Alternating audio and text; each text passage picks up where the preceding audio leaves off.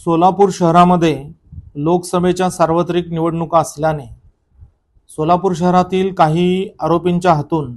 एखादा गंभीर स्वरूपाचा आणि कायदा व सुव्यवस्थेचा प्रश्न निर्माण होऊन सार्वजनिक शांतता भंग होण्याची शक्यता असल्याने काही आरोपींच्या विरोधात त्यांची समाजामध्ये दहशत असल्यामुळे आणि त्यांच्या दहशतीमुळे सर्वसामान्य नागरिक हे त्रस्त असल्यामुळे सोलापूर शहरातील पोलीस उपायुक्त भाग 1 आणि भाग 2 यांनी मिळून संयुक्तरित्या या ठिकाणी 32 आरोपींच्या विरोधात सोलापूर शहरातून हद्दपारीचा आदेश पारित केलेला होता आणि त्यांना आदेश दिलेले होते की 27/4/2024 चे संध्याकाळी 6 वाजल्यापासून ते 7/5/2024 चे म्हणजे इलेक्शन नंतर रात्री 12 पर्यंत शहरामध्ये वास्तव करू नये किंवा प्रवेश करू नये अशा पद्धतीचे आदेश त्यांना पारित करण्यात आलेले होते। सदर आदेश पारित करण्यापूर्वी त्यांना रीतसर नोटिसा बजावण्यात आलेल्या होत्या। सदर आदेशाच्या विरुद्ध यातील आरोपी जवळपास 32 आरोपींनी, त्यामध्ये प्रामुख्याने रियाज हुंडेकरी, गाजी जहागीरदार, वाजिद सालार, आसिफ तुळजापुरे, तौफिक शेख, तौफिक हत्तुरे, अंबादास करगुळे, गौस नालबंद, अबूबकर नाईकवाडी यांच्यासह 32 आरोपींनी न्यायालयामध्ये धाव घेऊन या ठिकाणी यातील काही आरोपींनी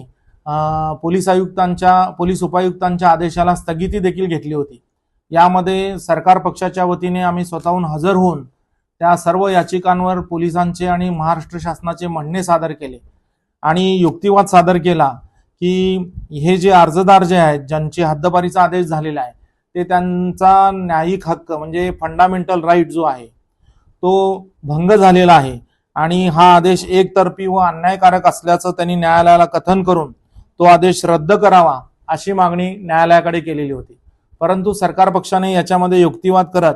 की लोकसभा इलेक्शन असल्यामुळं हे सदर आरोपी हे रेकॉर्डवरचे गुन्हेगार असल्यामुळं त्यांच्या विरुद्ध एक किंवा एकपेक्षा जास्त गुन्हे दाखल असल्यामुळं आणि त्यांची समाजामध्ये दहशत असल्यामुळं सार्वत्रिक निवडणुका शांततेत पार पाडणं शक्य नाहीये। त्यामुळं या सर्व आरोपींच्या विरोधात जो आदेश पारित केलेला आहे तो अतिशय योग्य, न्यायिक आहे। त्याच्यामध्ये कोणावरही कसल्याही प्रकारचा अन्याय झालेला नाहीये।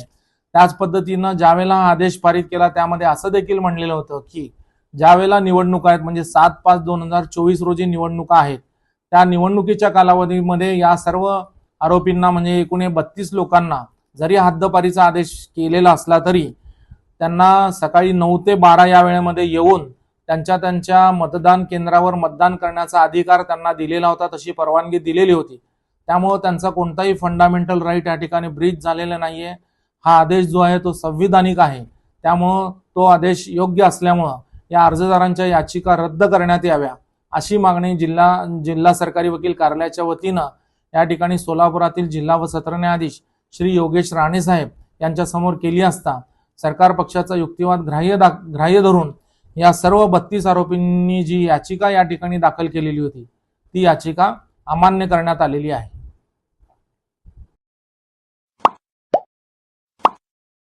Like, subscribe, click on the bell.